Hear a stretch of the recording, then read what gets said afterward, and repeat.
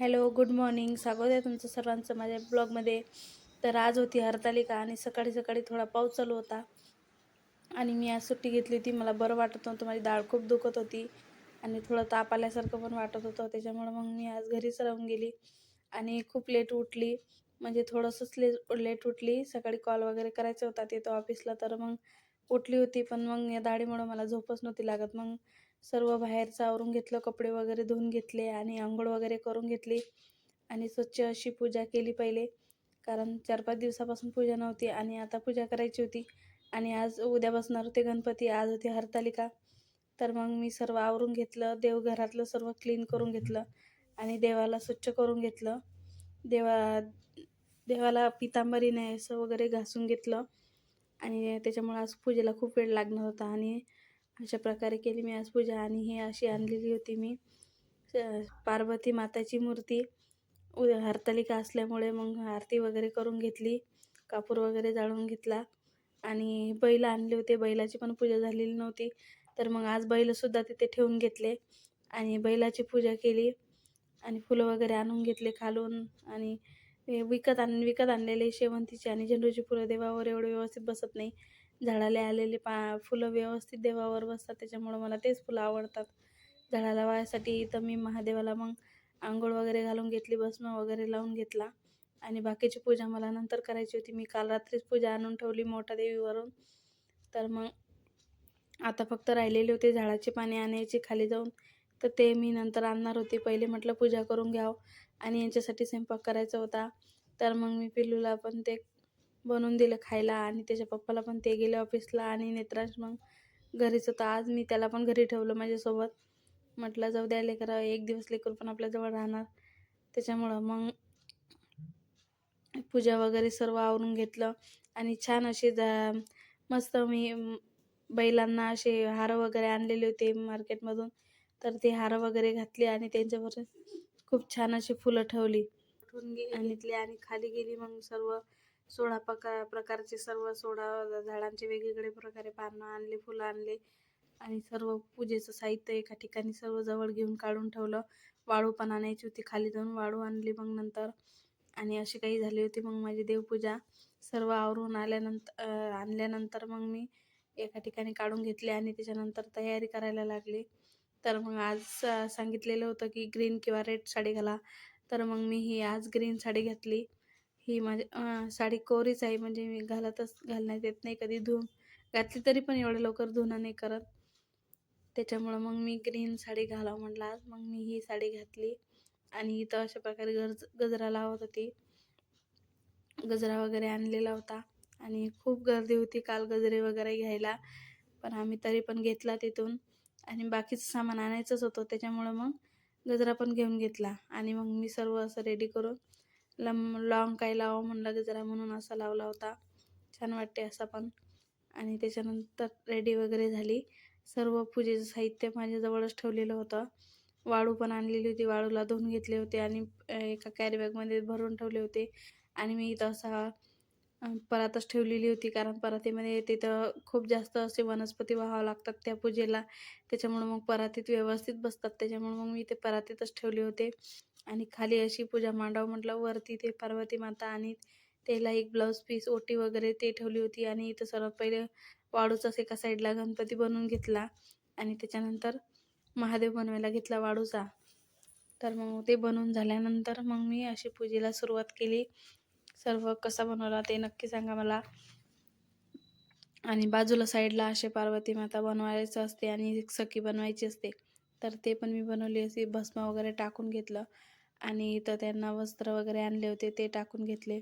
फुलं वगैरे वाहिले. आज आमच्या गोकर्णाच्या झाडाला इतके फुलं आलेले होते भरपूर, आणि मी न लावता ते झाड गोकर्णाची वेल आलेली आहे आणि खूप सारे आले. खूप खूप फुलं येतात त्यांना, तर मला खूप छान वाटते त्याला फुलं आल्यानंतर. आणि मग मी इथं बेल वगैरे वाहून घेतलं. आणलेली सर्व वनस्पती पण वाहून घेतली. बेल व्हायला थोडा वेळच लागते आणि मंदिरात काही जाणं झालं नाही, कारण माझी इतकी दाढ दुखते आज आणि त्या दाढीमुळं मला तापसुद्धा आलेली आहे. तरी पण मी तयार झाली. हे सण असं आहे की हे करावंच लागते, हे सोडता येत नाही. उपास पण सोडता येत नसतो याचा, त्याच्यामुळं मग करावंच लागला.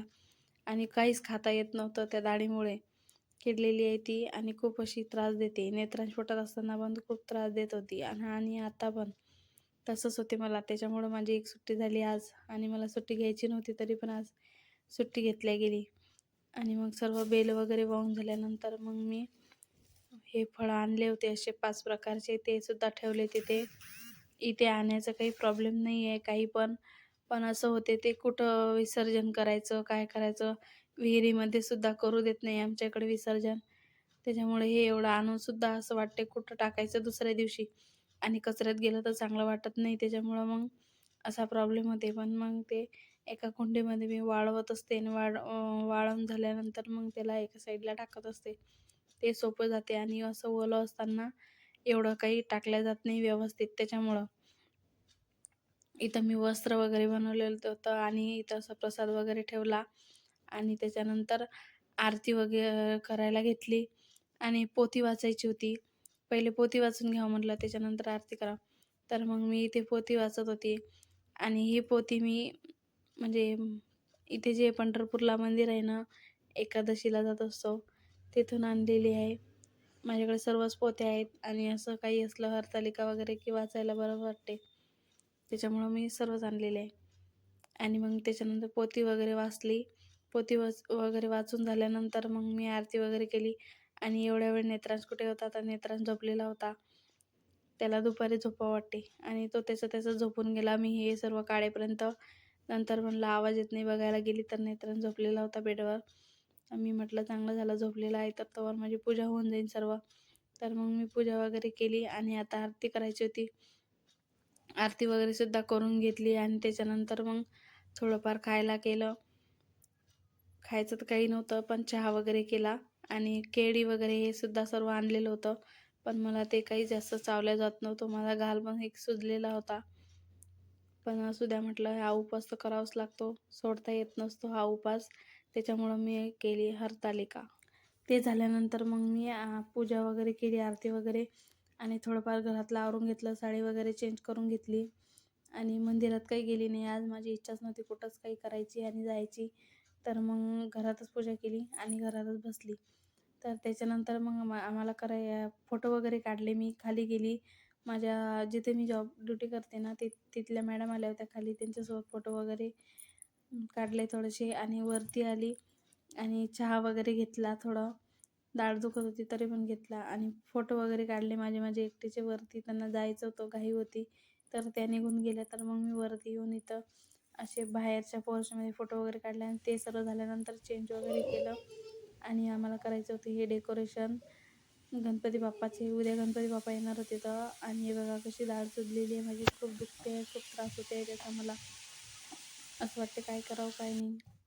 आणि त्याच्यानंतर यांनी मला असं करून दिलं आणि मी कलरिंग वगैरे केली आणि त्याच्यावर हे बघा एक झालेलं दिसते आहे बाजूला आणि एक मी बनवते आहे.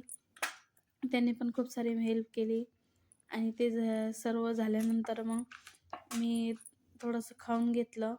खाल्ल्यानंतर मग नेत्रांचं चालू होतं आणि बाहेर खूप DJ वगैरे वाजत होता आणि नेत्रांचं चालू होतं, चला चला आज खूप सारे आगमन सोहळे होते गणपती बाप्पाचे. तर मग आम्ही गेलो बाहेर.